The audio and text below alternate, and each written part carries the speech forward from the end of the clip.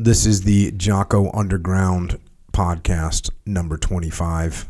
I'm sitting here with Echo Charles, allegedly. Sure, allegedly. So I wanted to talk to something today to kick this off. Something I used to call the classic team guy overcorrection. So what this is guys would make a mistake, right?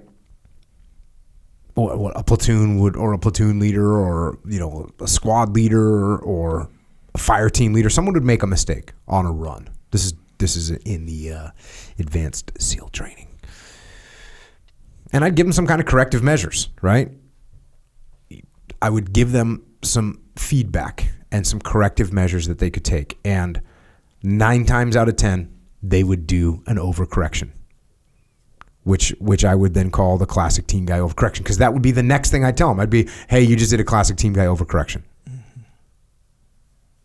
They would overcorrect it. If I told them they need to be more aggressive, they'd be freaking psycho-aggressive. Mm.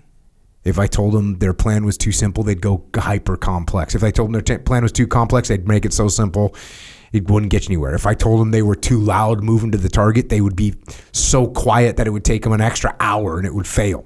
If I told them they were moving too fast, they would slow to a snail's pace. If I told them they were moving too slow, they'd freaking go Mach 9. Classic team guy overcorrection / overreaction. So there's this doesn't only apply to SEALs. This applies to us as just humans. And what I think applies to humans is we overcorrect, we overreact. That's what we do. You hear something, or someone says something to you, or something happens, and your initial reaction is going to be an overreaction or an overcorrection of what you're doing. And what I'm saying is don't do that. I know this is really simple advice, but don't do that. The way that you avoid doing this is by actually being aware that it's a thing, right? So that's what I would tell the guys. I'd say, listen, I'm telling them, don't overcorrect this. Don't overreact to what I'm telling you. Just make a small adjustment, and that is more likely going to be enough.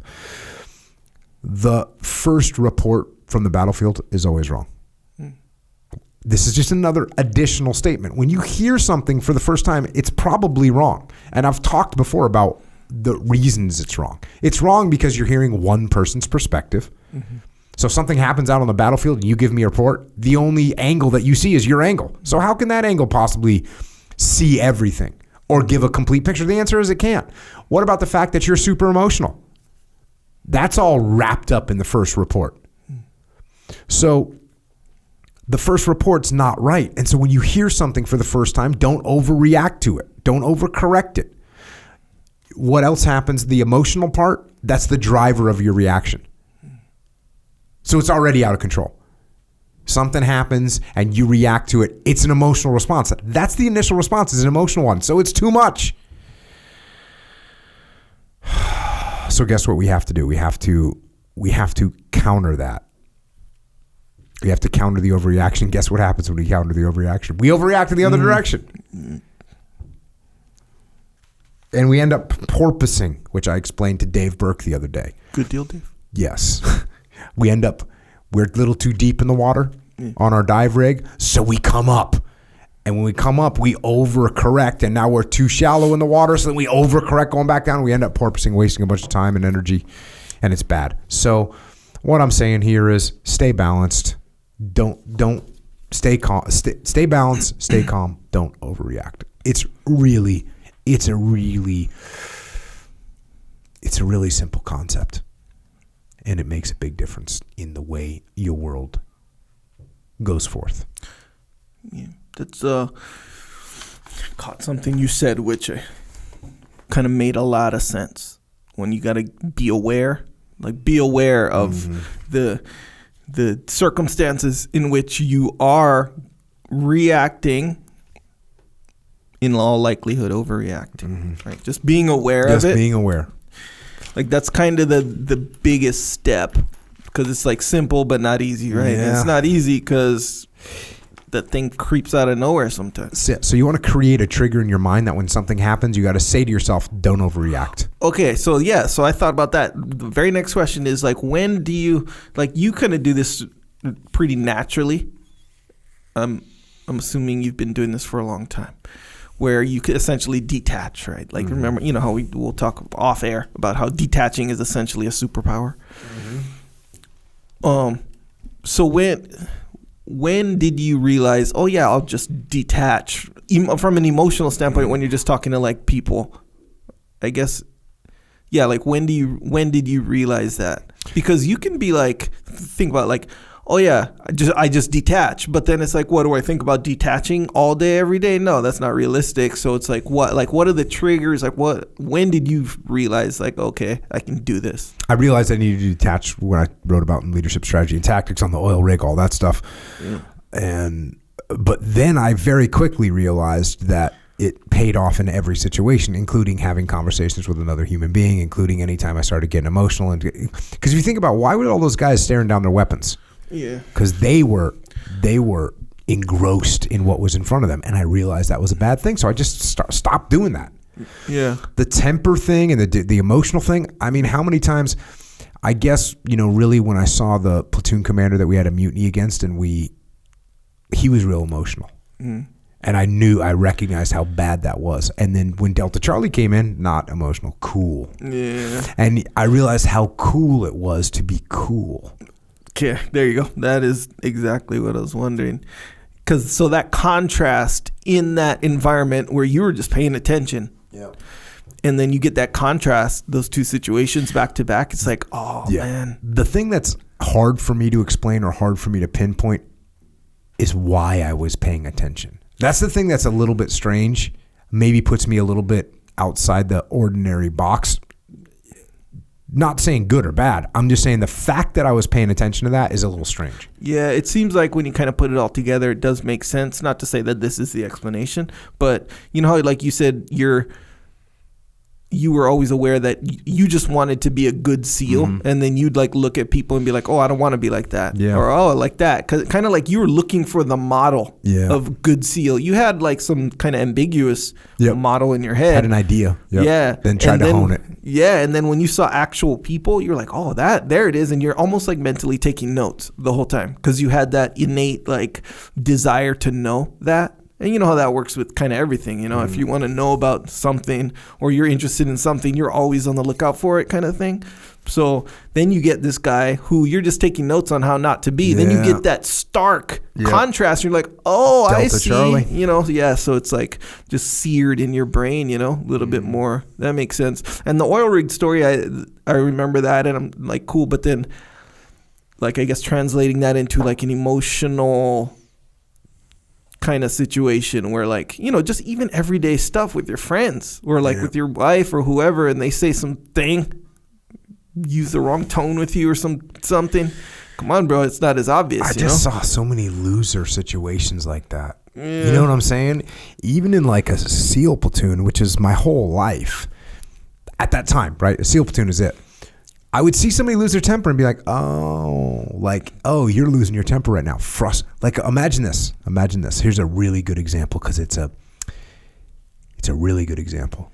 If you're in the water, you're on a dive rig and you get tangled up in your gear and you lose your temper, like you start freaking out, you're going to cause problems. Now, I was in situations like that. I'm talking like someone's going to die, but someone starts getting... We'd be all on the same swimmer line. You're underwater. It's dark, and someone starts getting tangled up and starts freaking out. Yeah.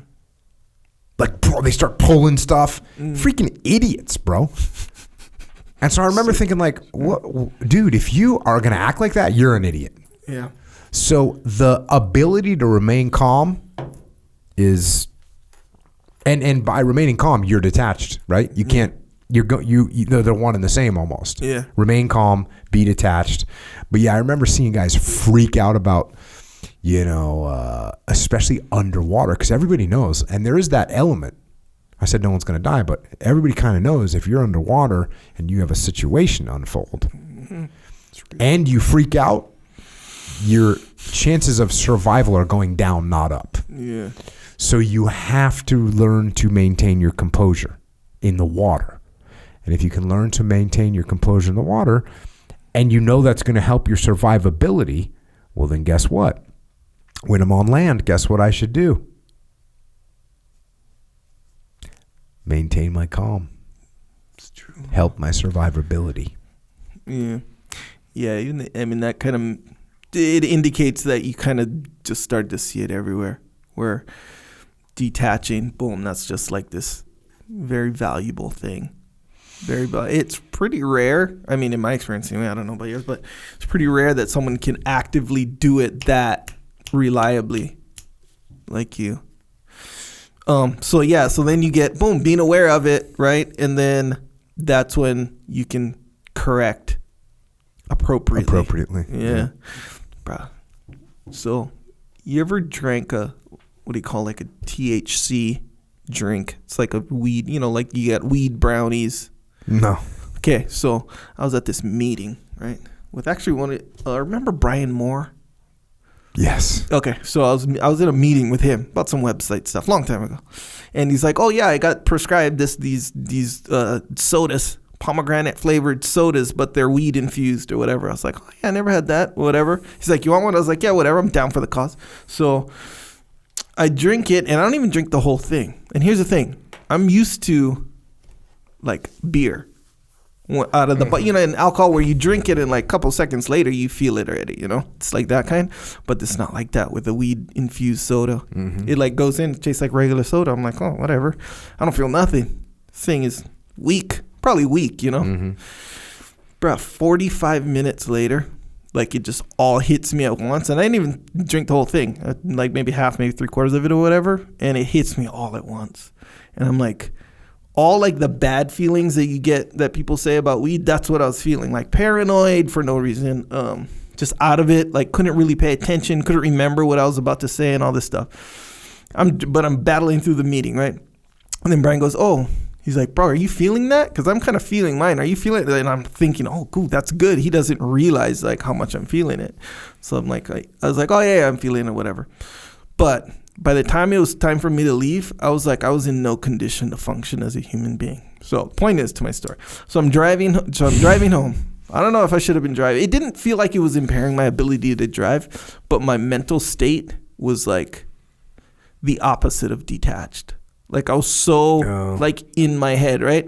Okay, so it's a longer story. I'm going to shorten it. So I'm on the freeway. Thank you. I'm on the freeway or the highway. It was at night or whatever, not very crowded, regular weeknight. So I'm on the highway, and then I'm in, I don't know what lane I'm in, but I see like I'm passing people, So I'm like, oh my gosh, I'm going too fast. So I slow down, and then I realize like people are just passing me. I'm like, oh my gosh, I'm going too slow. So I speed up, and I just kept the whole way home. It was like that. I was just overcorrecting. Yeah. You weren't detached, and therefore you were overcorrecting. Just the whole time, literally. So, lesson learned: watch out for weed infused sodas. Yes. And don't overreact. Yes, that's the lesson I took from it as well. Let's get to some questions. What do we got? All right. First question. First off, thank you both for what you do.